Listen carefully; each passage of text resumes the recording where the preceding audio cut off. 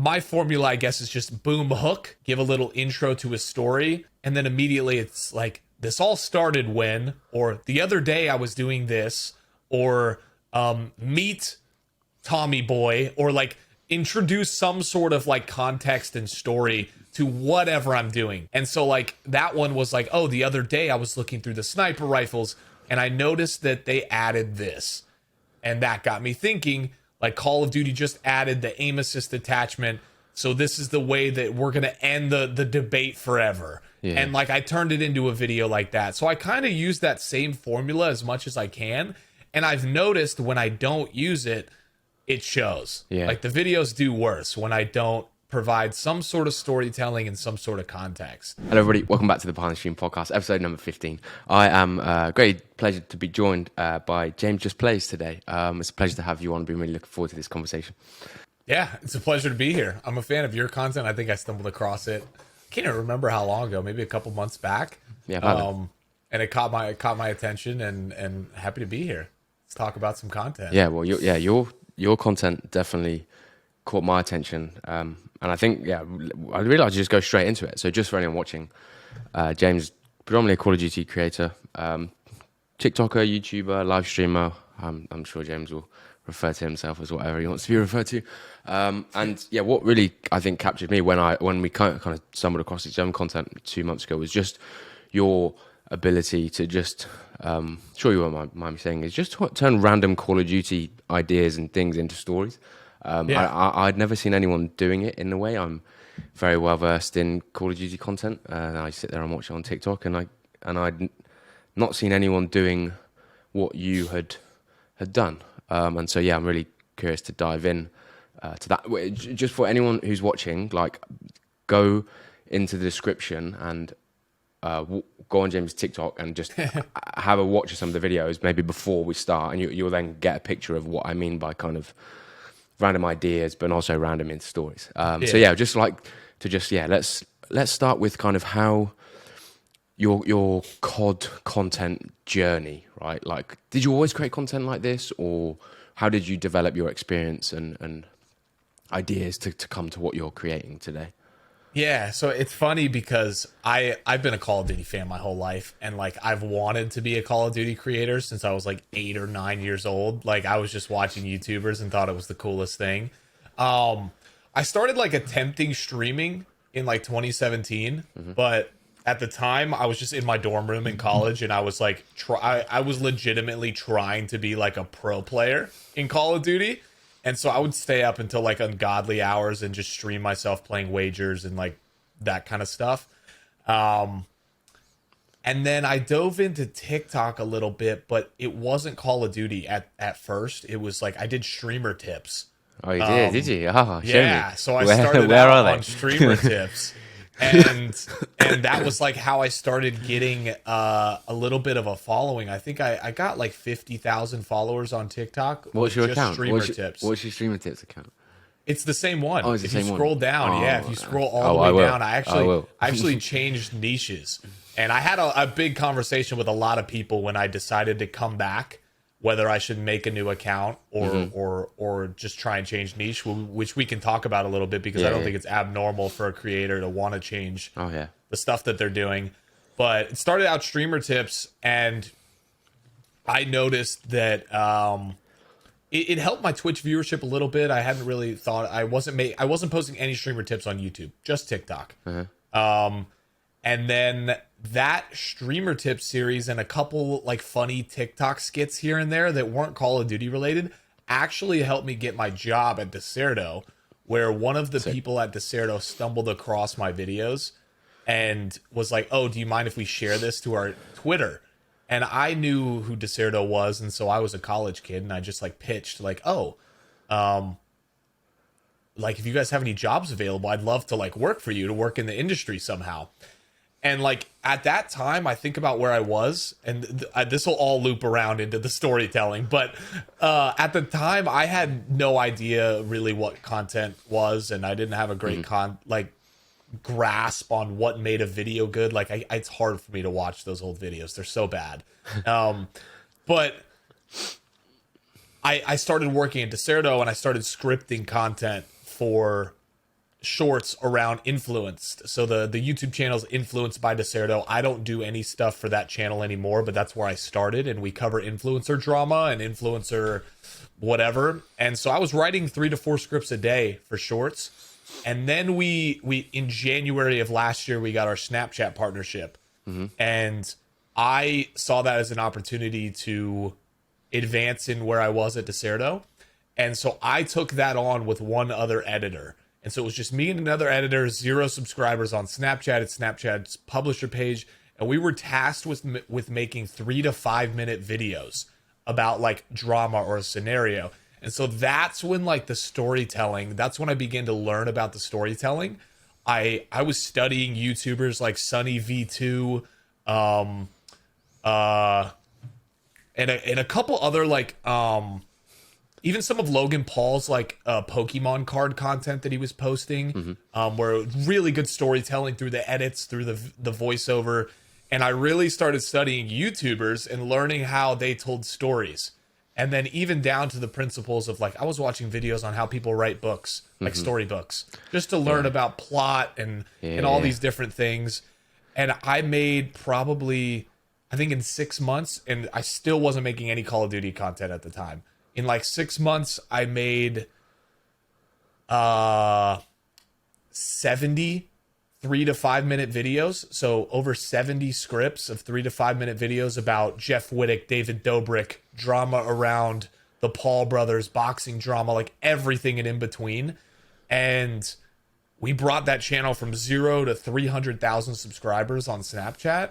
And then that like really had me thinking. I was like, okay, I wonder if there's like a way that I could bring this. If I decided to return to Call of Duty and make content again, how could I like bring what I learned into what I was doing? And I looked at a couple people, and I did get influence from people like Lucci and Sally is a Dog. Sally is a Dog, in my opinion, is probably the best storytelling, one of the best storytelling creators, period, in his short form content.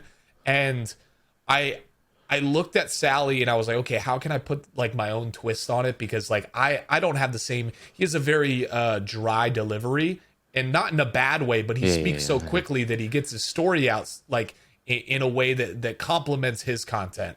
But I'm very like loud, and my reactions are very like exaggerated in ways. And so that kind of like style didn't work for me. I tried it a little bit. And so I found like a happy medium of like, okay, in my Snapchat scripts, I got into a habit of finding clips that I liked and and then like filling in the blanks of the story with those clips.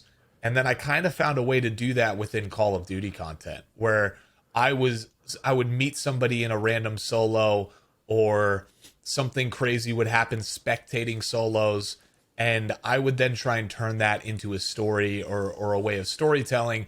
And then that's turned into a bunch of skits and dumb stuff that I do that makes myself look like an idiot, but it works.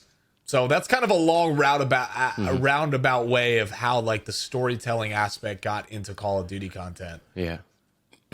It's interesting you say about like watching on like from storytelling with books, because I've been doing the same. Like I've been watching YouTubers, but then also what I found is when I've gone back to basics and learned like the story principles, like the arc storytelling and these 7-8 like hero conflict, like resolution, like didn't work. Exactly. When I then go back and watch now these top YouTubers, I'm like, I can see it all. You can just check the boxes. See it all them doing right it. There. And I'm like, oh wow, like actually, this is I can see exactly how they're implementing all of these things.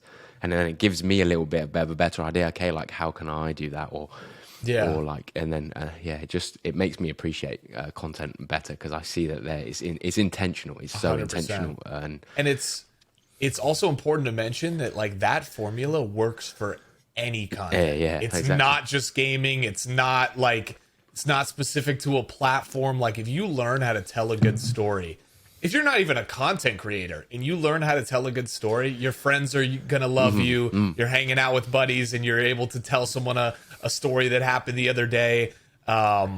And it's just a really good skill to have. I think it's super powerful. Me, I'm so glad you said that as well, because I was saying it when I was on stream the other day. Like, storytelling is literally the exact same. Like, it's not just the skill that you learn for creating content. Like, imagine you're in an interview, like, and you're like having to tell them X, Y, Z, and you just banging out this story in that way. They're going to be captivated if you can really nail it. Like you said with your friends. Like, there's so many scenarios where getting someone's attention is going to be a real advantage to you, and it doesn't have to be just because you're a TikToker.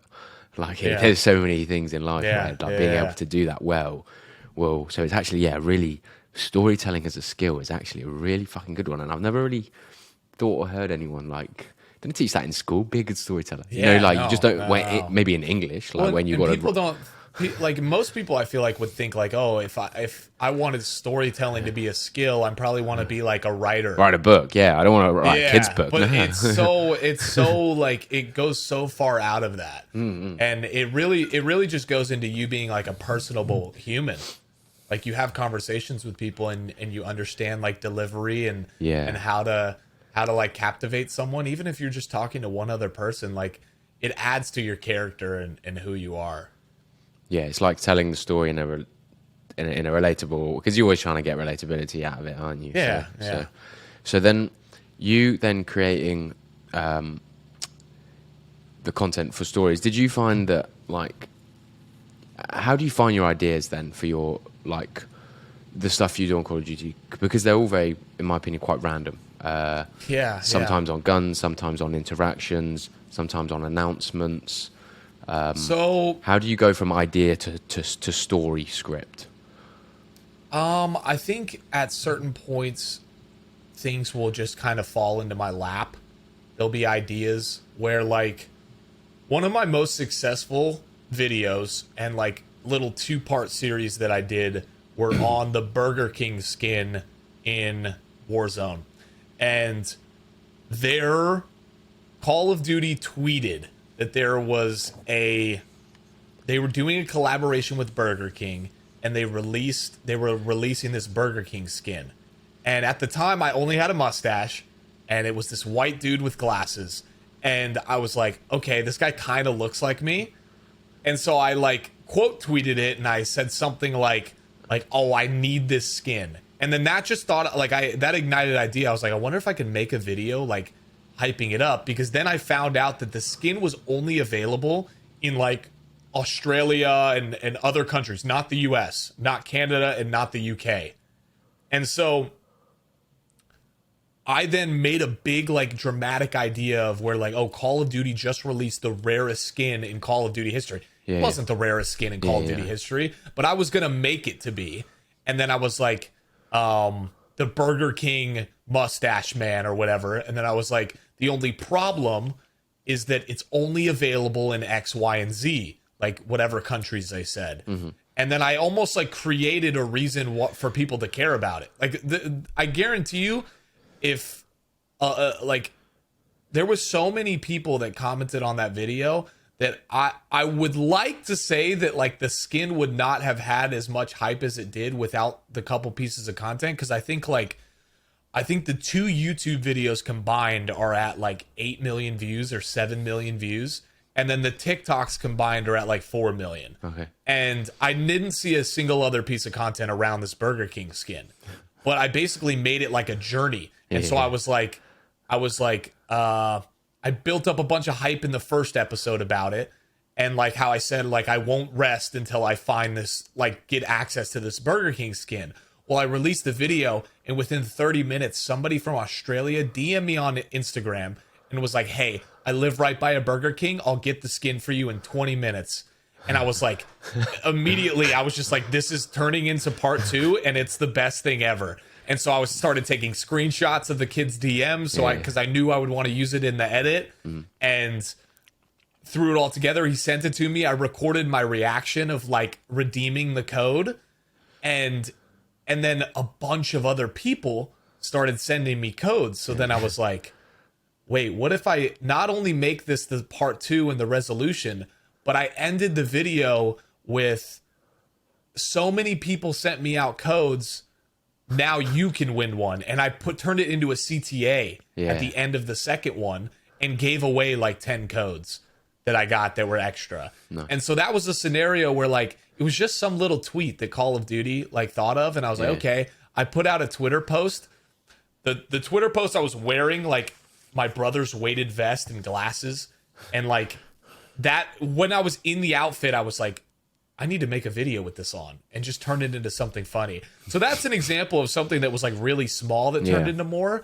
But then like there was one video where Call of Duty had like an aim assist attachment that it was literally called aim assist on the like one of the sniper rifles. And I was like, how can I turn this into like a stupid video that's like trolly? And so everyone's always debating controller versus mouse and keyboard. And so I thought I usually try and just think of a hook. Yeah. So my formula is kind of like hook, give a little intro to a story. And the intro part is a lot that I learned from that whole Snapchat thing where I love, like I have a document that has like intro quips, like that are different ones that I like to use. So like my formula, I guess, is just boom hook. And then immediately it's like, this all started when, or the other day I was doing this, or meet Tommy Boy, or like introduce some sort of like context and story to whatever I'm doing. And so like that one was like, oh, the other day I was looking through the sniper rifles and I noticed that they added this. And that got me thinking, like Call of Duty just added the aim assist attachment. So this is the way that we're going to end the debate forever. Yeah. And like I turned it into a video like that. So I kind of use that same formula as much as I can. And I've noticed when I don't use it, it shows. Yeah. Like the videos do worse when I don't provide some sort of storytelling and some sort of context. So it's like you said, you use the hook to basically say what you found or give the statement, and then the next part is... I do clickbait a little bit. I don't clickbait like extremely, but like I flare up the hook. You got to a bit. And then you bring back it to the start. But then I reel it back. Yeah. So it's like I hook them in with the first sentence because like I mean short form content, it's you got like 3 seconds to get somebody to keep watching. So I try my best to hook, and then you have to give them that reason to care. And that's where like the story comes in, or a little context. Like the other day I was going through the Orion camo grind, or I was trying to get all my weapons gold. And that instantly becomes like relatable for someone who's watching, because maybe they're doing the same thing and they can put themselves in the shoes of the story, and then it carries into something else. But like my goal is always to hook and then start to give them a reason to like stay till the end. Because like the hook essentially is like, okay, this is what I have to pay off for at some point in the video. But between that hook and payoff, I want to bring the story in and start making people like really care. How would you say you developed your knowledge of understanding what people care about in Call of Duty? Because I think that's a big thing is understanding like your audience and what they actually care about and the content that they want to consume.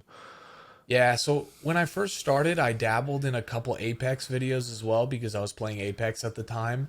But I don't know the Apex community as well as I know the Call of Duty community. I've grown up on Call of Duty. I've played it since I was 8 years old. And so like out of any game in the world, if you ask me what the audience wants or cares about in Call of Duty, I could tell you. Yeah.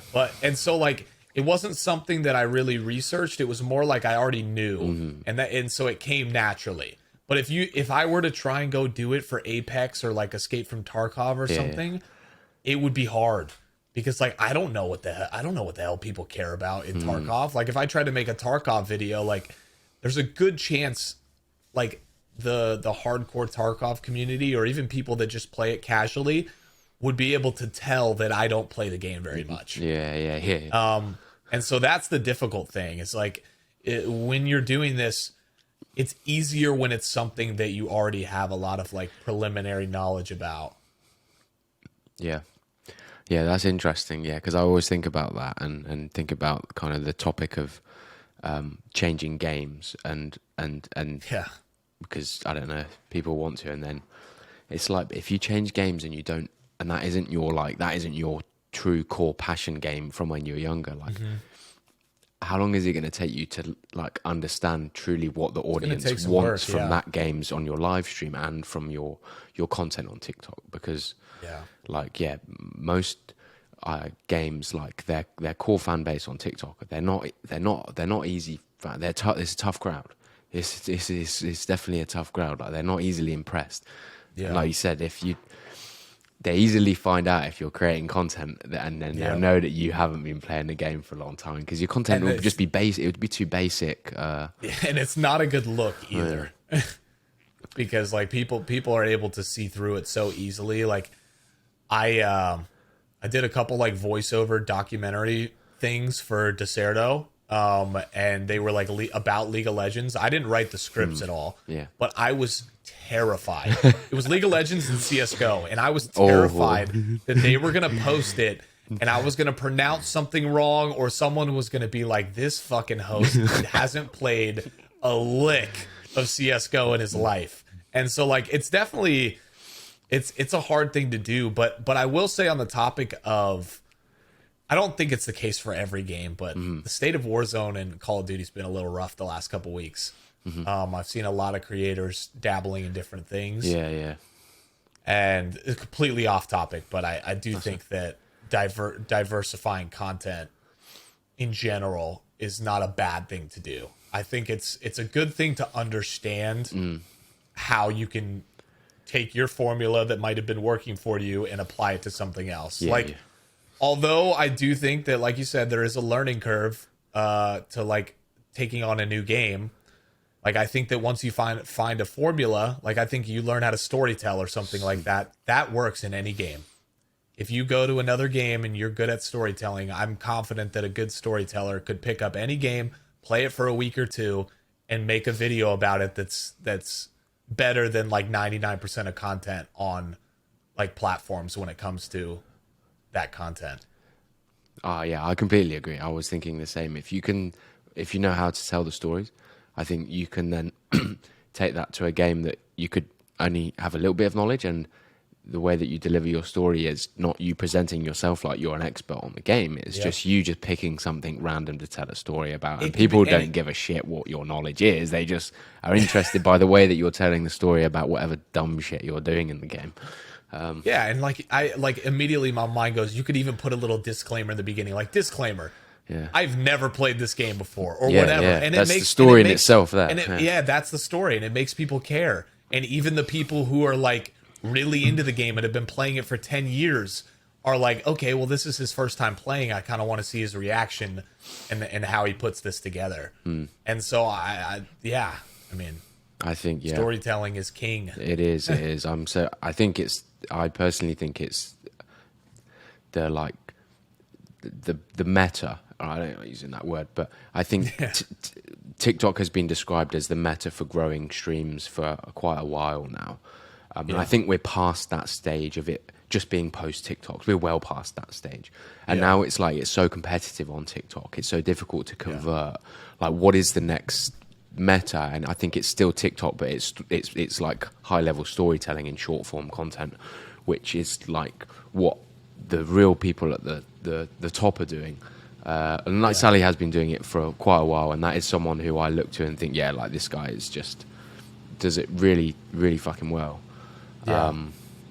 But they've been doing it in long form for years and years and years and years. But it's now like, how can you do it in short form? Because it's difficult, because you've got to do it in 30 seconds to a minute, really, or even less. Like, and that is an art in itself.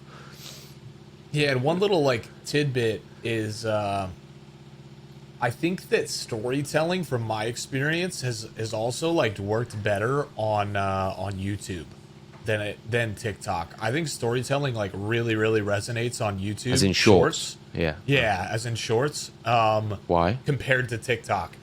I've noticed that YouTube's like audience retention is higher than TikTok's in general. Yeah. When it like, people are willing to watch longer videos when they're watching YouTube shorts. And TikTok, it's very swiping, and like people don't want to watch long videos as much. And I also think that like TikTok videos that are like short, quick hitters are more inclined to do really well. So like, for example, like in Call of Duty, like class setup videos, like if you were to make a class setup video, show like 4 kills and then the class that you're using, like a lot of creators are really successful on TikTok with that. Yeah. But I think it struggles on YouTube because you add in like the titling, and I think that I haven't seen a ton of people do like extremely well with that kind of stuff on YouTube. Okay. But I've noticed that like the second that you give a clip some context and storytell even a little bit on YouTube, it does do really well. Even if it's a 50-second short or a 55-second short, you post that. I've had videos on TikTok get 9,000 views. Yeah. And then meanwhile on YouTube in 48 hours it's got 300K. And it's so bizarre to me, but I think a lot of it sometimes it usually is the longer videos. And I don't know if it's just the space that the algorithm's in for TikTok right now, but it is interesting to me, at least, that I have noticed storytelling does perform for me better on YouTube than TikTok. What else have you noticed in terms of differences? I take pride in my titles. Yeah. I really like Why? titles. I think that they add another layer of the storytelling and appeal to a video. I think that you can be smart with them, and I think that it's an advantage if you know how to title. So you titling your short forms like you would a long form video with the same principles? Yeah. I think some people go a little more SEO route when it comes to long form. Yep. Sometimes I really don't care about SEO when it comes to short form. Mm-hmm. They are showing now more on the feed though, aren't they? Like for search. Yeah, I've noticed. 100%. They show like the third. It's like the third one sometimes for me. Yeah. And so I think it just adds another layer to like help your video. I look at it as a way to help your video almost. Where it's like on TikTok, if there's a video that like lacks in a way, a good title can kind of save it in a way where it's like, I'm trying to think of a good example. That Burger King skin thing, like video aside, I titled it How I Got the Rarest Skin in Call of Duty History. And so if someone's clicking on it and it's a longer video, it's probably like 50 to 55 seconds. Yeah. Someone clicks on it right at the beginning, it doesn't give the payoff, but they know that the payoff is eventually going to come because I have it titled How I Got that. So they know I got it. Yeah. And so it's like they're at that point, they're just waiting to find out why or how. And TikTok doesn't have that to the same extent. True. Is your title not the same as the hook though? Or is it different? Sometimes it's not. Sometimes it is. Yeah. But a lot of times the hook is so long for me. Or I think that some people, I know a lot of creators do their titles first. With like long form YouTube content, like they'll try and come up with a title and then they'll record a video around that. Yeah. But no, a lot of times I don't do the hook as a title. I have a couple buddies that do, and they do that, and they do pretty good on YouTube.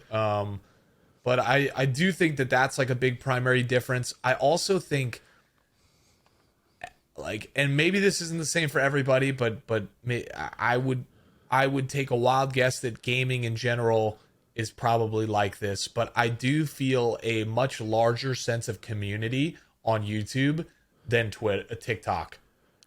I would say, in what respect? A large majority of the people commenting on my TikToks are people that don't follow me, and they're just like complaining about something, arguing with something, or like laughing about something. But a lot of them don't follow me, and I rarely notice the same names in my TikTok comments. Okay. Like, it's new people and random people. Now YouTube, I will notice the same people commenting on every video. And it was like something from the very beginning of like my first 1,000, 10,000, 20,000 subs. Yeah. Like I see names that were there and have commented this whole time, and they might comment something not even related to the video, and they're like, "Hey James, like hope you had a good New Year's. Congrats on 50K or congrats on 100K or whatever the case is." And like I don't see that on TikTok, and I don't know what it is. I don't know if it's the fact that you can, like YouTube is, I feel like YouTube subscriptions like can be harder to get than TikTok follows. So when people subscribe, Yeah, it definitely is. They're like really subscribing to someone's content, their community posts, their long form, their short form, their live streams. Yeah. I always wondered why that is, because the actual, like, the physical interaction, it's not much different. It's not, no. It's the same fucking thing. Just moving your thumb, like, you can do it. And it's actually probably easier on YouTube. You can subscribe there, where there's TikTok, it's that small little plus button, which not everyone knows that you can do that. They go on your page, then follow. YouTube, there's clearly a subscribe button at the bottom. But I agree. I feel like it's a lot harder to get subscribers on YouTube from short form than it is from TikTok. Yeah. Did you? So your YouTube is on 127K subs. Like, did you? Yeah. I think I saw you tweeted like a picture of your graph. Did you notice? Was there anything? Did you have one viral short, or was it like just being consistent? Them just slowly getting more views. Like, you got more subs, you felt like the algorithm was giving you more views on your shorts. I had a couple like very viral videos in like the 3 to 4 million range. Oh wow! And what sub count were you on then? I think my first million view video was around like 8 to 10,000 subs. Oh really? Nothing then? Okay. Yeah. And then I had a couple really successful like video. I'm a big preacher of CTAs. Like, and that's where I think YouTube does reward you a little bit more for CTAs. I think TikTok is, like I said, it's so just scroll to the next video, and YouTube people are more inclined to watch a full video. So I don't really like refrain from. I don't think CTAs take anything away from a YouTube video. Some people would argue that you saying some CTA at the end of a TikTok is going to hurt your retention because they might like swipe off. But CTAs, I think, are like the only reason that my growth has been the way that it has. I don't know what it would be, but I would love to know an alternative universe where I didn't put a CTA in a single video and posted all the same content, how many subscribers I would have, but I would say it's a lot less. On YouTube, yeah. If I had to guess, I'd have like 40K subs. I'm going to try it for you then, because I don't do it. And I've got like a few theories of YouTube in terms of my shorts seem to just not really go past 2 or 3K, like even a good one. And the viewership, the watch time, I can have a good watch time relative, and it doesn't do that well. Intrigues me. Sorry, continue. So on TikTok, when I get a video that does well, it's quite consistent and clear that my watch time is high. Like, it's higher than the others, that it's there. Whereas on YouTube, it's not obvious to me what metrics that on the front end that are making a video get more views other than watch time, because the watch time is sometimes inconsistent. And I think it has stuff to do with how many subscribers you currently have and whether or not it thinks that it uses that to deem quality of content. And I also think that leads on to something that you've just said there, in that if a video has a high views to subscriber ratio, I think it pushes it out more. So if you get, say, 1,000 views and 20 subscribers from that, I think it uses that metric, because that metric is different. It uses that like, metric. Wow, people really liked. I think they use that metric to push it out more, and also comments as well. Comments are the other things that I feel like it uses to push out more. But I've always been a bit curious. The algorithm is definitely different in terms of what it uses to push videos out more. I feel on shorts. I've heard a lot of people say this similar things, but. Yeah, I could talk. I mean, I'm so intrigued by all this. So out of curiosity, how regular do you post shorts? before was more or less every day or every day, 3 or 4 a week. Okay. I know consistency on there is a big thing. Like I know that. Yeah. So a weird thing. I'll tell my story with it. Yeah. Because it was like something that I like discovered. I didn't really discover. It was something that I just like found within my own stuff. I started making videos. I had like 200 subs in August, first week of August. I started making videos second week of August. I had the same exact thing for roughly 16 days. 15 to 16 days. I could not get, it would just be that same graph everyone sees. Yeah. That's what I get. Just 3,000 to 4,000 views per video. Same thing. And then all of a sudden I had one that picked up a little bit. And then another picked up. And that was during September. And during the month of September, I almost posted every day. Some days I was posting twice a day. And I felt as the more I like fed the algorithm and showed them that I was consistent, even through those numbers, I started to get some later pushes. Like a couple days later, some of the videos would start doing well. And then all the videos started doing well, like to where the old ones in those first 16 days of videos, those ones started picking up as well. Oh, really? After like 16 to 20 days. Now, here's the weird part. I went to TwitchCon and didn't post for like 3 weeks. I was like at around 10,000 subs in October. Basically didn't post in the month of October. The first 2 to 3 weeks. Came back and my videos were back to square one. I was getting that same graph. Yeah. 2,000 to 3,000 to 4,000 views. And I timed it. I went back, counted the amount of videos. It took 15 or 16 videos for the algorithm to start liking me again. Conveniently, video 14 in a row started picking up again. The second time around, same exact pattern. So I posted, I double posted some days. If a video didn't get pushed by the algorithm, and this is something some people do, some people don't, but if a video didn't get pushed by the algorithm, like it's got less than 1,000 views, I private it, post it again with a different title. And I've had videos do 10 times better the second time I posted. Don't know why that happens. It just does. But I noticed that 3 weeks happened. And then during the month of November, I posted every day for, I think, like 46 days straight. And that month was that was the big month where it seemed like every video I posted was like 50K in the first hour. And the YouTube algorithm was just eating it up. Interesting. All the same sort of type of your storytelling video? It was very similar. I think the content was really good. And also it's important to note, like Call of Duty, the new Call of Duty came out that month. So the obviously topics were hot around it. It's interesting. Yeah. But it's weird. I'm in the process right now of making a new channel with Discoverability. We started a Culture Crave channel around like Marvel TV and movie. And myself and one editor are tasked with starting it. And so I'm making 2 shorts a day right now. And it's kind of fun building one up from the beginning again. But I'm seeing the same thing. Yeah. We're getting 2,000 views a video. That's where I'm at. I can't break out. The same graph. And I'm just like, okay.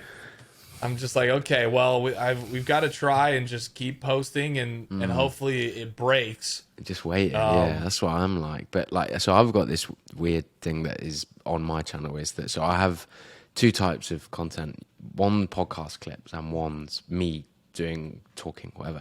Yeah. Whenever I post the podcast clip ones, within 10, 15 minutes, it goes out straight away, does 1 to 3,000 views. Whenever I post one where it's just me, it doesn't go out. It takes 3 or 4 hours to go out and usually does under 1,000 views.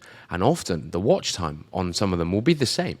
There's nothing to distinguish them, but it's like it's somehow knowing or seeing that it's a podcast, it's in that style or format, and it's knowing, yes, this is like, and it likes those ones, but it doesn't like my individual ones, even though the watch time on some of the individual ones is good, but it doesn't like them. So maybe I'm thinking of actually what I do is because I don't post as many of the podcast ones because I want them to be high quality. I'm trying to not like do quality over quantity. Yeah. But actually, do you know what? Given what you've just said, maybe I do an experiment where I have 15 podcast clips all ready to go and just post those every day. None of the individual ones. For 2 weeks. And just do those for 2 weeks and see how. Doesn't matter that some of them are low quality. I always find if they're between 15 and 25 seconds, they do well as well. If I go longer, they don't. So maybe I'll just do just 1-2 liners, even if it's just like not really that valuable, but it's just a podcast clip of someone saying something, a sentence, right? Because I've got I can put hundreds of clips of those. Yeah. I'm gonna try that, and I'll let you know and see whether you should. See now whether I'm curious. It works. This is obviously a time sensitive question, so if someone's listening to this, it might not be relevant anymore. But have you been having the issue with the retention in the first couple hours being significantly lower than it actually projects?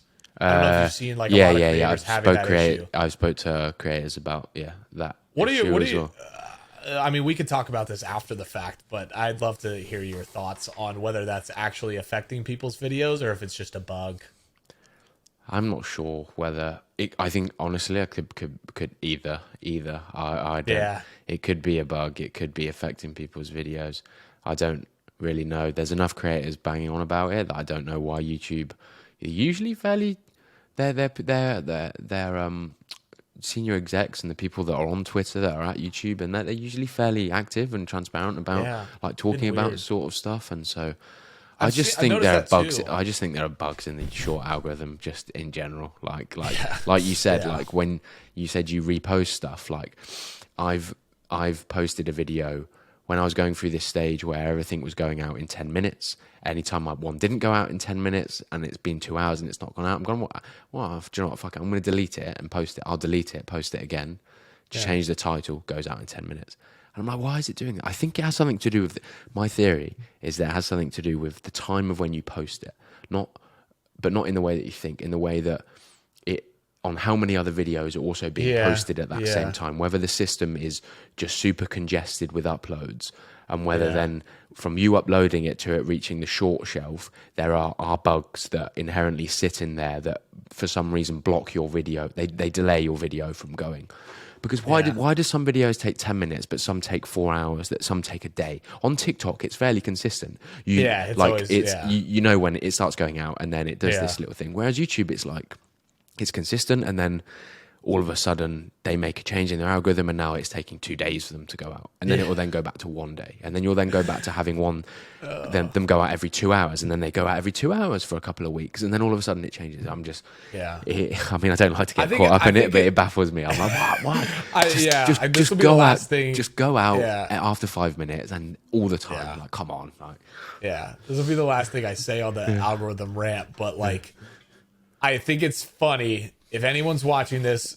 Us all creators are all fucking going crazy over algorithms, trying to figure them out. But at the end of the day, you can only do your best. Don't be hard on yourself, because like, I just think it's funny because every creator I talk to has a different fucking tinfoil hat theory about like why their videos aren't going out or why this isn't working. And it's so funny because like, we're all prisoner to the algorithm. Like we all just are like, oh, well, what if the algorithm is doing this or thinking that? But I always say it shouldn't really matter, because if you like, we all have that. We think that make that banger video and it doesn't do well. But if you consistently make good videos, you're like that serve the value that your audience are looking for, then over time you succeed. So it doesn't matter whether you have a video that probably should have done better than it would do. We all have those videos where they didn't do well, and when we look at it compared to other videos, go, this is better than these other videos. It doesn't do well, but another day, another time, another place, it might have done 1 million views, but it doesn't, and you just move on. Talking about moving on, let's talk. We were ranting about algorithms. Again, consuming time. Let's talk about. We were on YouTube, so let's move towards YouTube live streaming. So, for those that aren't aware, James streams on YouTube.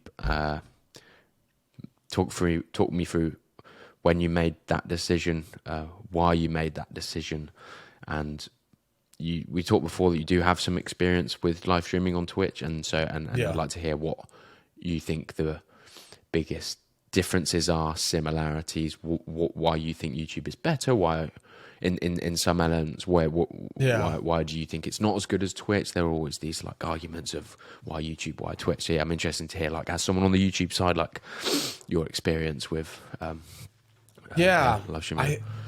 I think a big part of it is timing, in which that I really started taking live streaming and content seriously again, because a lot of my good friends who have been very successful on TikTok in the Call of Duty space and very successful on Twitch, they got into TikTok very early on, and they've been making content since the beginning of Warzone 1. And I think TikTok in the Call of Duty space and gaming space in general was a very different space at the time, in which a lot of these successful Twitch streamers have garnished a big following from TikTok lives and those getting people over to their Twitch. Despite like growing significantly well on TikTok, I like in the beginning when I was doing all this content, I had about 100 to 120,000 followers on TikTok, and I would do the live streaming thing with Twitch, and it wasn't as successful. No. In terms of getting people over. And I think overall the discoverability of Twitch is difficult. I think I started streaming on Twitch in 2017, just for fun, not really taking it super seriously. I did start taking it more seriously about a year and a half ago. I think at the peak of my Twitch streaming, I was averaging about 20 viewers. I had about like 1,500 followers on Twitch. And that was while having like 60 to 70,000 followers on TikTok at the time. And it was still very hard to like, I think part of it was that I was doing streamer tip content. And so it was harder to get people to come over to a live stream to watch me play video games when a lot of them were following me primarily for streamer tips. And so when I got back into the Call of Duty content stuff, I started posting on Shorts, and I hit like 1,000 subs on YouTube in 2 or 3 weeks, maybe 3 weeks. And I was like, I put out a tweet and I was like, I wouldn't be surprised if I passed up my Twitch following in like 2 more weeks or something. Well, like 2 days went past after that tweet, and I had already more subs on YouTube than I did on Twitch. And then my brain started thinking, I was like, well, it would be dumb for me not to like try and see what my viewership was like on YouTube. Now I've got 2,000 subs on YouTube and I only have 1,500 followers on Twitch. Like, I might as well give it a shot. Meanwhile, like on all my shorts, I would put my pinned comment as follow my other socials, and the first link was Twitch, always. Yeah. And so, and like through millions and millions of views on YouTube, like I didn't really get that much conversion over to Twitch.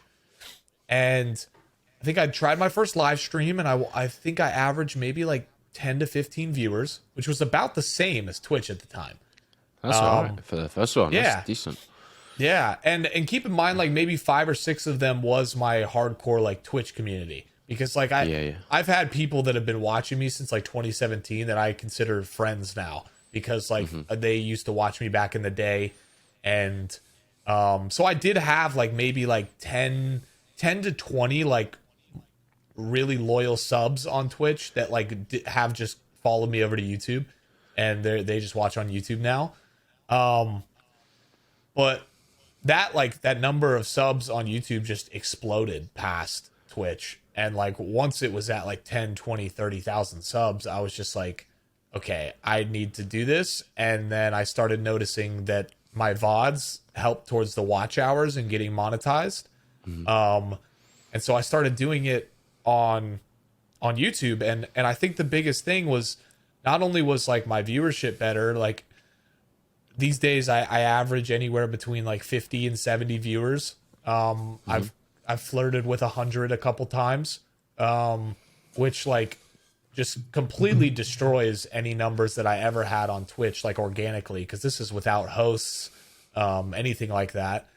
And I think for a creator my size, I grew so quickly that it was like, even though for the longest time I wasn't monetized and I wasn't getting members or super chats or anything like that, I wasn't making any money from streaming, I kind of knew that in the long run it was going to pay off, because if I did it for long enough, that community was going to be there. So when the day that monetization turned on, I would have members and I would have a community. And this goes into what I was mentioning about YouTube feeling more like a community, because I see the people in my live stream that I talk to and I see their names, and then I see them commenting on my videos. And that's just not a dynamic that you get anywhere else. Yeah, that's true. It's like, like people might have different usernames on TikTok. For all I know, they are commenting, but they have different usernames. And YouTube, it's the same username, same profile pictures, everything. And so, and like even now with YouTube's like sub badges, they have the sub badge in my comments below me. So I can see my members commenting on my long form, on my short form, and like, if I want to, I can show them like a little extra love, where it's like, I see a member, I'm obviously going to respond to their comment. Yeah. And wait, sorry, go back again. You said when they comment on your videos and they're a sub, their badge shows. Yeah, let me see. I can pull it up on my phone. Yeah, obviously, I've never seen that, obviously, because I never read about that either. Is that a new feature, or is that something that's existed for a while? I think it's new. I think it's fairly new. Hold on. Oh yeah, one thing that's on my mind that we didn't actually mention earlier. You know, you can use thumbnails like on shorts on Android. No. Yeah, wow. If you haven't got, have you got an Android phone? Have you got an iPhone? I don't have an iPhone. Buy an Android, because someone told me. You know Ben Jammins? Yeah. So yeah. I interviewed him and he told me that. He said, yeah, apparently you can use you can not upload one. You can choose one from the short. And I've got an Android phone, so I got it out. Because I know you're big on shorts, and I know you. Now that you don't know this, I'm sure you probably go and look into it. You can. Yeah. I uploaded a short, got to the title page. You click on the thumbnail, where in the top left, where it doesn't usually like you click it, and then you can. It's a little slider. You can choose any. You scrub through it like TikTok. Yeah, anyone. Yeah. Oh, we need that. So on desktop. Get yourself an Android phone. I don't know why it's not on iPhone. I would imagine they're going to roll that out. It's a no-brainer for them to roll that out. Yeah. I would imagine that they're building the product around it to do it on iPhone, even to upload one, like just to scrub through it or to upload. Like So I found an example, but here's the homie Scooch. Let me see if it'll focus. See how he's got the J by his name? Is that on the right hand side? It's a little bit blurry. It'll be better in post. Yeah. So it says his name with the member badge right here next to it. Yeah. Oh yeah. And so everyone, I believe, in the comments can see that. Yeah. Okay. And so that's also a way of me to see, like, okay, what video is it on? And I'll check. Wait, can I just go on any video? Let me just on my long form. Oh, on your long form. The Call of Duty added a firework gun and it's cursed. There's not a ton of comments, so you should be able to look through there and see. I can. Top one. It's a little blue. J. Yeah. Oh, okay. No. Yeah. Sure. I've never actually noticed that before. Yeah. So it's a cool little feature, and it makes people's comments stand out, like in a comment section. Do their comments just go to the top then? Because I can see the. It might. If his is the top for you, then yeah. Well, one of them you've commented on, but the Scooch. His hasn't got a comment, but his is the second. His is second from the top. Okay. And others have likes and replies, but are below his. But his is the second from the top. Yeah, there's probably some sort of priority with it. The top one is the Ravenspore one, which you've commented on and liked, and he's got a member. And all the ones below it. And oh no, there is one down here. This Nivek one is just got 5. That one's weird. Yeah, I'm not sure, maybe. But yeah, it's a cool feature. Yeah, that's cool. It adds a little community to all the content across YouTube. And so like I think it's scary for some creators, because even having 1,500 followers on Twitch, I was so attached to like all the work that I put in on my Twitch stream that like I was still like really apprehensive to like start streaming on YouTube. Because like I mean, if you told me I think YouTube's in a good space for streaming. But if you told me that I could go to Twitch and get the same exact numbers and same exact growth, yeah, I would probably do it. Yeah. But it's just that's not the reality though. Not, yeah. It's like Twitch is still better in most ways. Prime subs, gifted subs, the chat, channel points, all that kind of stuff. That's very easy to learn and a lot of people understand. And Twitch has been around for so long. Raids, and be able to host people, and so I think that like it's just tough because I as much as I do love YouTube and I very much plan on being there for the foreseeable future because it would take a lot of growth on Twitch for me to catch up to YouTube at this point. And I still do think Twitch has a better platform if you're able to grow on it. Yeah, I agree. I think if you're able to get that community built, it's great. It's fantastic. Yeah, it's interesting you say about the features and that. I think a lot of people underappreciate the features on Twitch and because they don't understand product development and just like actually raids and all and ease of use too. These little things that they're so used to on Twitch like are actually like to come up with like an idea like for a change in the platform to introduce something and to then build that product into the platform is actually a very difficult thing to do. And why YouTube haven't got all of these bells and whistles because it's not easy to do. They like it's not easy to get right. And I would imagine that YouTube are not wanting to just blanket copy what Twitch are doing. Otherwise they probably would have already done that. And I think a lot of people have already said, well, why don't you do this? Why don't you do that? And I think it's clear that they're probably trying to define their own like live streaming ecosystem and culture. Like, because I know people always go, why don't YouTube have a discovery, like a page like Twitch is, like why is it just like on the side where you go on live streaming and gaming and then it comes up? Like, why? But I don't know why they don't. I guess I think they're trying to do their own space, and I think it's growing at a massive rate. Like I do growing, think that the long term haul, I think YouTube will be very, very, very competitive with Twitch. I agree. I obviously nobody can understand the decisions that each platform will make over the next 5 years. Like for all we know, like Twitch all of a sudden kicks everything into gear and they just leave YouTube in the dust. Like everyone always talks about it, but if Twitch had like a scrollable clips feature on app and on desktop, it would be disgusting. People would do so well. We saying and you could and they had a little thing that showed if they were live like TikTok and they could just. Oh my God, the discoverability of the app would skyrocket. Yeah, and it's the one thing they need. Like Amazon should buy TikTok or buy like some sort of short form, partner up with another short form platform and implement them into Twitch, and it would be game over. Well, they've started to do it for their product on Amazon. Where did I see it?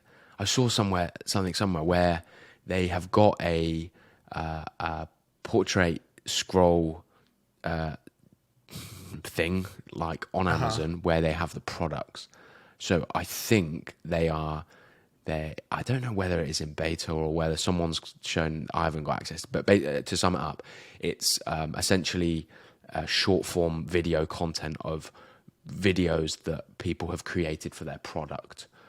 So you scroll and you see a product you like in a video. I have heard of that. Click on that, it goes to the page. I'm like, that's clever. Yeah. Do that for Twitch. Simple. Like people just can either post their short form TikToks there, or their clips get.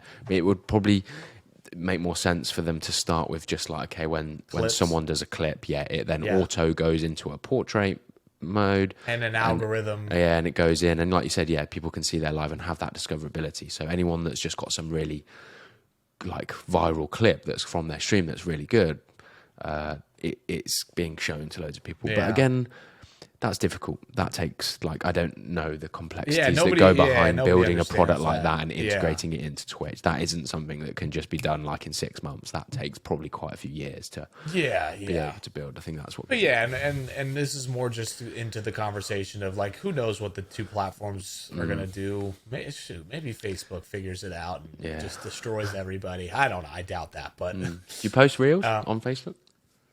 No. And my friends get very angry at me because I should be. I've heard some people. I started yesterday, the other day actually. I just need to log on because I have such a backlog of videos now. I just need to log on, schedule out 2 weeks of videos, come back in 2 weeks, and then schedule out 2 more weeks, and go from there. Yeah, they get views. I had 500, Reels 800, I struggle 2,000. with, Instagram Reels. Oh, mate, find me someone that doesn't.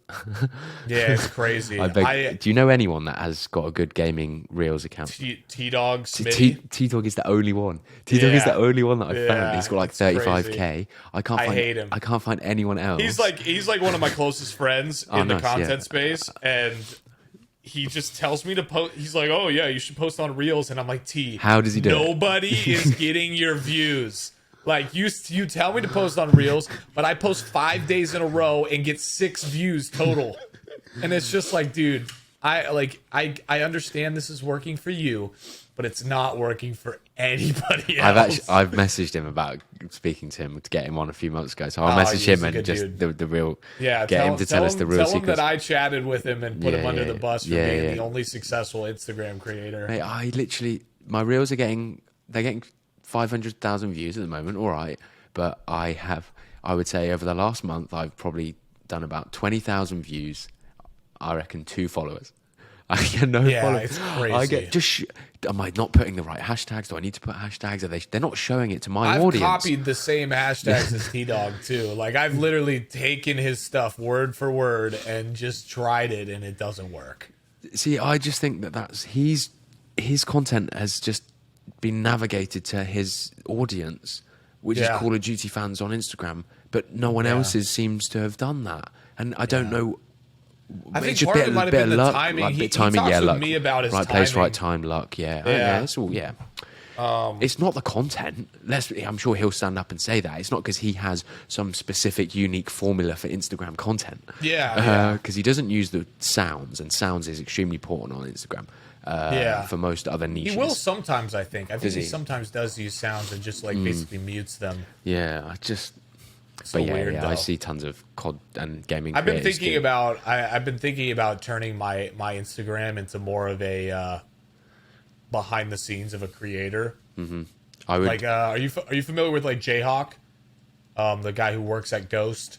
Not sure. He's Ghost content manager. Okay. But if you take a look at his Instagram, I enjoy tech and setups and yeah, me too.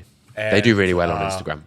Yeah, and so I've been thinking about shifting my IG content to more day in the life stuff, or behind the scenes of a content creator, and just more creator lifestyle content, because I just don't see the gaming stuff going anywhere. So do it. Because whenever I have this conversation with people, which is all the time, I say I think, okay, well, we need to realize that you can't post the same content. Your content is not working on Instagram. Yeah. So how can you figure out what content you can create that's an extension of your brand? Whether that's, like you said, behind the scenes. So for me, in terms of my stuff's not working either. My talking content, my 30-second long content. So I'm thinking of, okay, well, maybe I just do a 7-second B-roll clip of me sat here with some tech and a fucking motivational quote with some music, because that's all the fucking is on Instagram. That's all I see is that just a motivational 8-second thing, and I'm just sat here at my desk working. I follow this one guy. He's got 100k Instagram followers, and all he does is just sit at his desk and type. But his desk is nice, and he just has different music, different quotes. I wonder if it's the same dude that is it Tom Nosk? I'm not sure, but... Does that sound familiar? No, there are a few. There's so many of them that does it. It's like anyone with a nice desk. Yeah, anyone with a nice desk is sitting at their desk typing. And so it's, if you're a gamer, what is it that also is an extension of your brand / passion that you can do? I think that's what... If it's not working, you need to change. But again, that's more time, isn't it? That's the problem. That's another... extra piece of content that's different that you've got to create. And if that's now taking more time, where are you taking time from elsewhere, like in your life? Yeah. And is that worth it? It could be, because Instagram brand deals you get a lot of money from Instagram brand deals compared to other places like TikTok. It's hard to grow on Instagram. But it is hard to grow on Instagram. Yeah. Getting that fucking follow button on Instagram is I think it's the hardest of the lot. You have to beg for it. I don't know what you need to do. I think, just one last question actually, before we wrap up. Long form, interested in hearing what your long form plans are, because obviously, love your short form, but what are you doing with your long form? Like, I'm stressing with my long form. My problem is I work a full-time job. Yeah. And long form is a lot of effort. It's taken me a long time to find an editor that I really enjoy. I have found one now. And how did you find one? He's a buddy of mine. Okay. His name is Sooner, and he's worked with a couple of my friends. And for a while he was unavailable. He was kind of capped out on time. And so I met him at TwitchCon and just chatted with him for a bit. And then a couple weeks after, maybe a month or two ago, I reached out and I was like, hey, if you have any spare time, I'm really just looking for one video a week to start, to try different things. And for a while he was a little booked, and then recently he in the new year he was able to take on my videos. And so I'm trying a couple different things. The hard part is that Call of Duty content is in a weird spot right now. And it's how do I turn my short form content into something similar to my long form where it still satisfies my audience?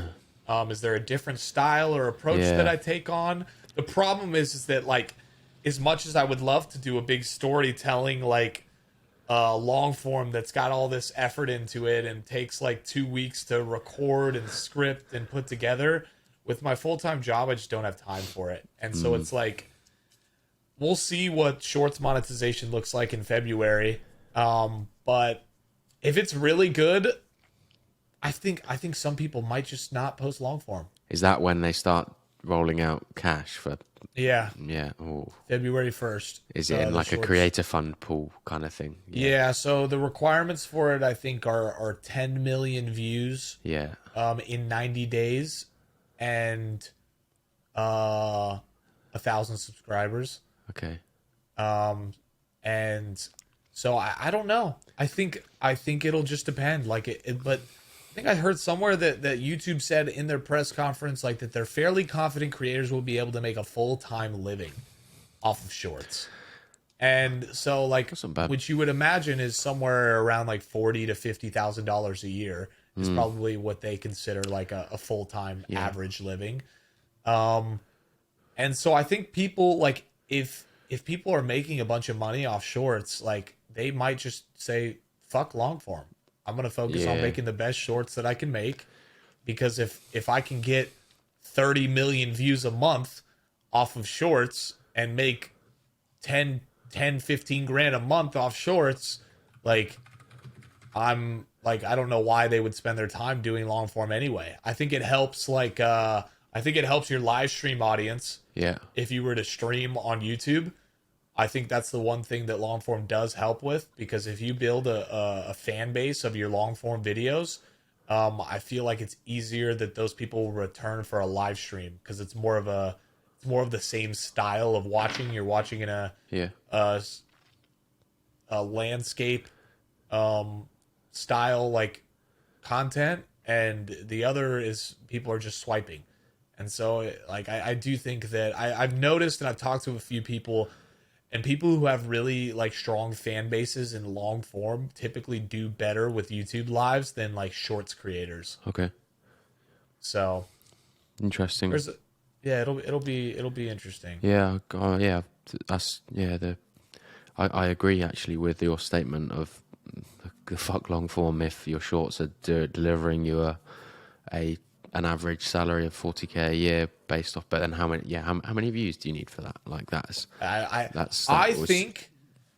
I think it'll change over time. It'll get less, surely. YouTube monetization will get better and better for shorts, because in my better? head, like with just thinking like on a business side of things, the shorts monetization is going to be new, and the ads are going to be companies that, similar to how they've paid for TikTok ads, companies are going to pay for YouTube Shorts ads now.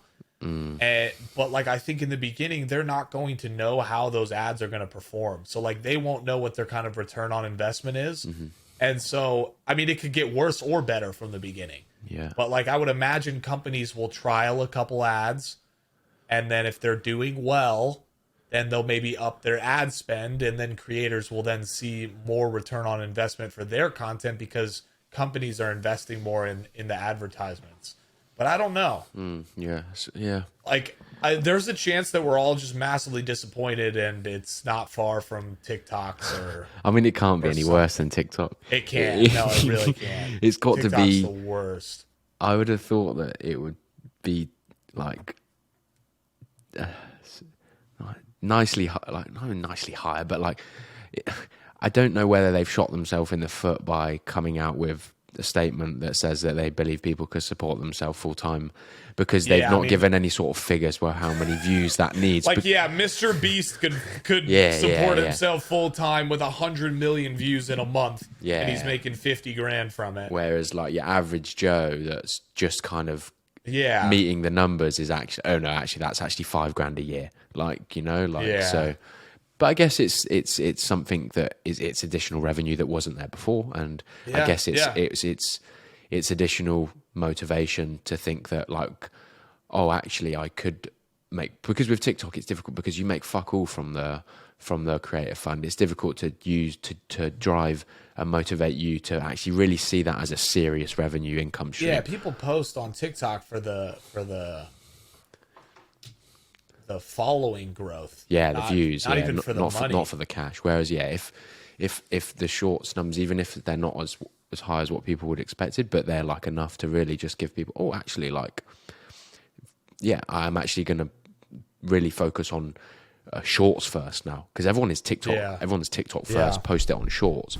Whereas actually, the money could now people, oh, actually, like we've discussed the nuances in the two algorithms and platforms. Like, people might actually think, actually, can I tap into YouTube trends now? Can I tap into YouTube sounds, rather than me purely focusing on TikTok and YouTube Shorts just being the hangover of like, oh, we post there.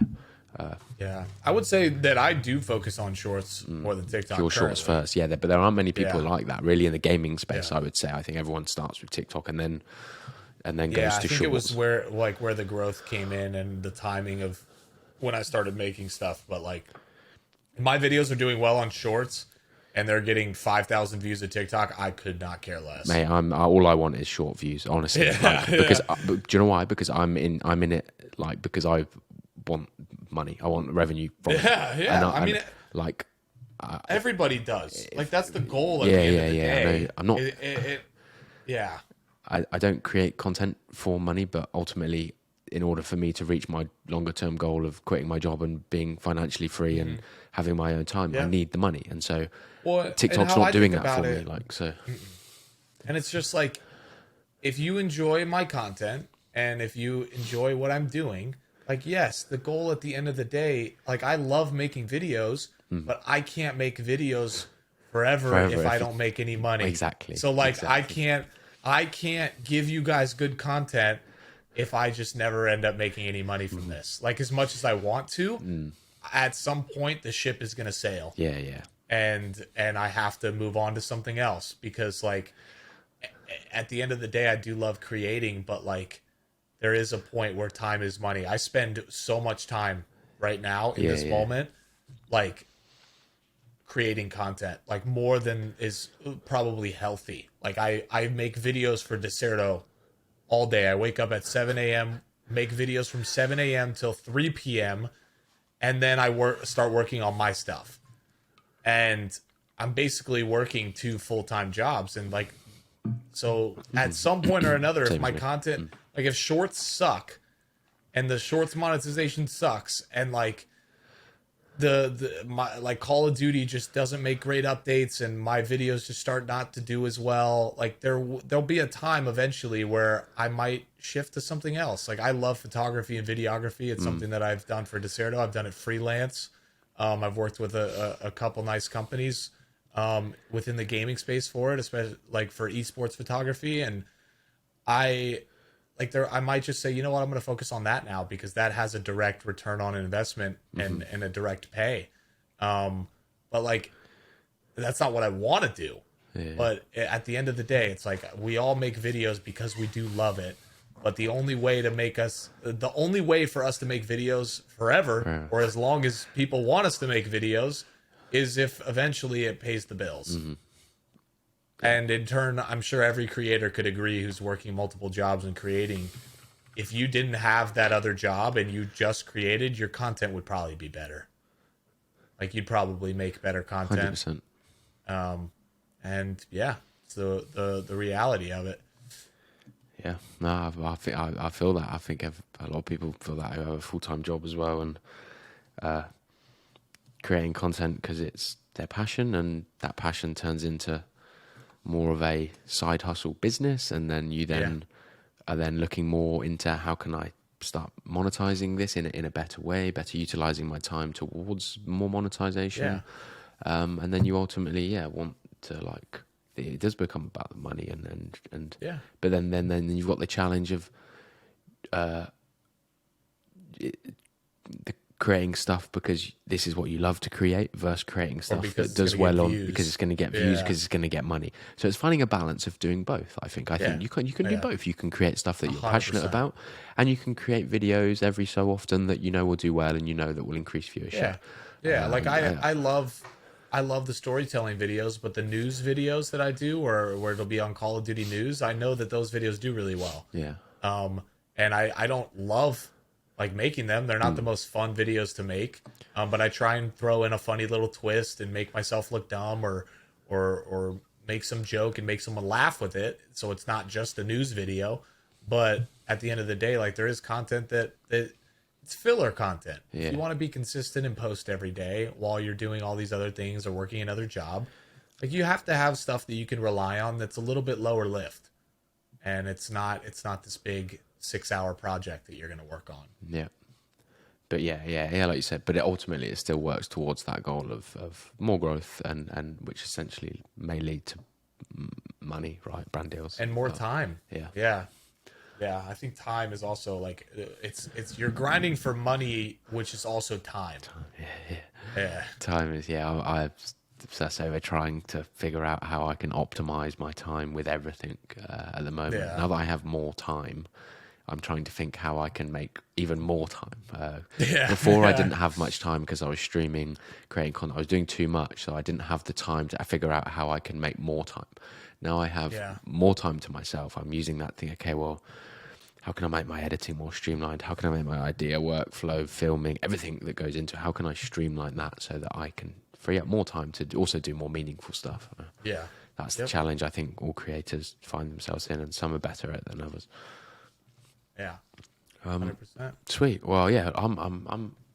That was a great conversation. I'm happy to wrap it up there. I loved it as well. I could talk about content for hours. So could I, mate. We could go on for another 2 or 3 hours, but then it would take me ages to edit and post. Before we go, where can people find you on YouTube? Right, I'll put all your links down below. But what days and times do you stream? A little unorganized with it right now. No schedule. No, I'm part of the no schedule game. I was for a little bit, but now it's mostly in the evenings PST. I try and stream like 4 times a week, 3 to 4 times a week. Sweet. That's one little tidbit, is that last little bit of advice.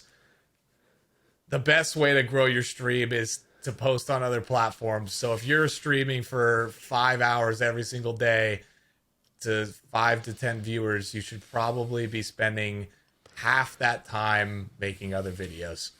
But I stream like 4 days a week. YouTube channel is JamesJustPlays. TikTok is JamesJustPlays. Twitch is JamesJustPlays. And then Twitter is JamesMSellers. Because I think of Twitter more of a LinkedIn So I try and I agree. keep it my normal name. Yeah, thank you for having me, Ben. It was a pleasure. Nice one. But we wouldn't be doing the video justice if we didn't put a CTA at the end. If you're watching this, subscribe to Ben's content, like it, comment, turn on notifications. Sweet. Appreciate that. Of course. But yeah, thanks for the conversation, James. I hope you enjoy the rest of your day.